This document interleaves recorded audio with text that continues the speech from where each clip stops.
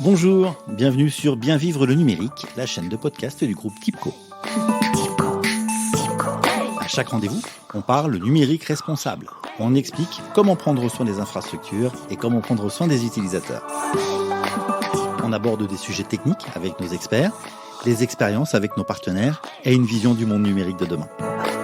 Bref, on s'intéresse à tout ce qui peut rendre le monde numérique durable en prenant soin de l'économie, de l'humain et de la planète. Bien vivre le numérique, c'est parti.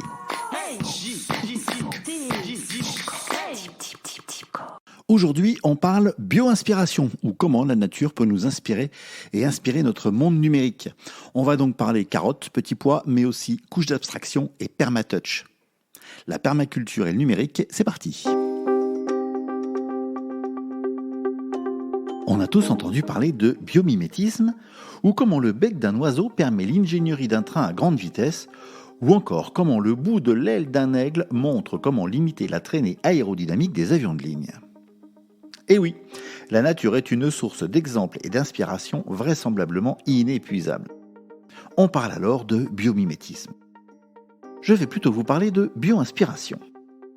En effet, la nature, au-delà de nous montrer la voie en matière d'ingénierie par ses créations incroyables, est également une source d'inspiration extraordinaire. Elle est capable de trouver des organisations et des solutions spécifiques, adaptées, résilientes et durables à n'importe quelle situation, y compris les plus extrêmes. Et ça, dans le monde de l'entreprise, ça fait tout simplement rêver.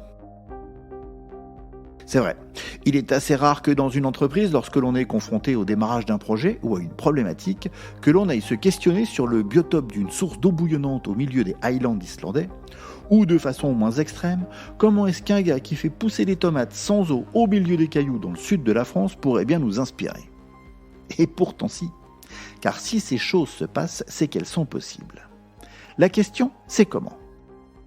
D'autres y ont répondu. Et ont créé une sorte de cartographie organisationnelle de la nature, c'est la permaculture.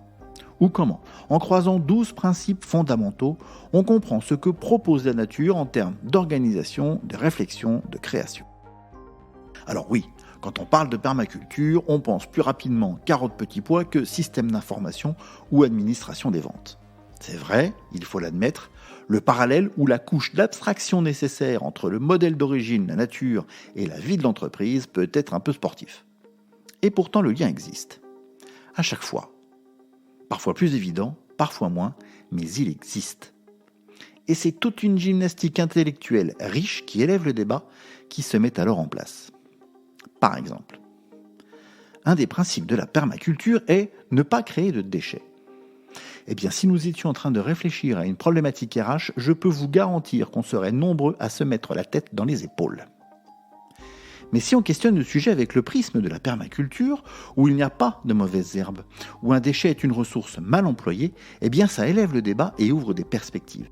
Le fait même qu'une herbe que l'on pense mauvaise pousse à un endroit peut être considéré comme un indicateur, au lieu d'être vu comme un parasite, à minima un indésirable.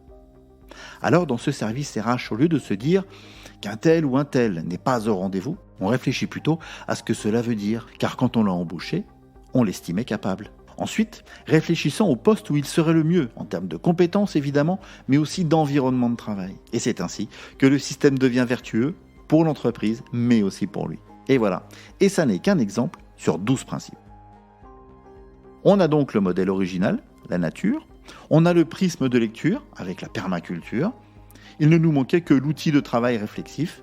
Et c'est Frédéric Rouleau, le DG TIBCO, qui s'y est penché. Ça donne la permatouch. C'est un outil simple, pédagogique, qui permet de se positionner, de s'objectiver, de s'évaluer et de créer son plan d'action item par item, que ce soit pour organiser un service, challenger un projet, créer une activité ou une offre commerciale. Et c'est ainsi que, aujourd'hui, nous travaillons de plus en plus nos projets, nos argumentaires, nos systèmes, pour qu'ils soient plus durables, plus résilients, plus responsables. Pas à pas, nous créons un monde numérique durable qui prend soin de l'économie, de l'humain et de la planète. Et voilà, c'est terminé. Merci de nous avoir suivis. Retrouvez-nous sur tibco.fr et sur les réseaux sociaux. Et je vous rappelle que tous nos podcasts sont sur vos plateformes habituelles. Merci beaucoup, à très vite et en attendant, prenez soin de vous.